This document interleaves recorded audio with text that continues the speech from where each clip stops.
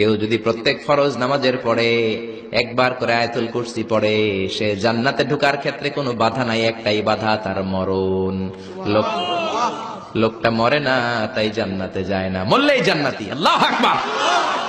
এই জন্য প্রত্যেক ফরজ নামাজের পরে আয়াতুল কুরসি পড়ার দরকার আছে না নাই? It should be a special wazifa for every Muslim at every evening and every morning. After every congregational prayer you offer in mosque. প্রত্যেক জামাতে নামাজের পরে প্রত্যেক মুসলমানের ওয়াজিফা হওয়া দরকার আয়াতুল কুরসি।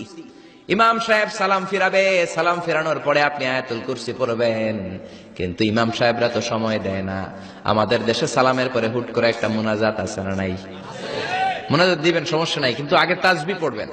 আমাদের দেশে এরকম আসসালামু আলাইকুম, আসসালামু আলাইকুম রাহমাতুল্লাহ, আমিন, ইয়া আরহামার রাহিমিন, শেষ। তো আপনি কি চাইলেন আল্লাহর কাছে? কি চাইলেন? আমিন ইয়া আরহামার রাহিমিন।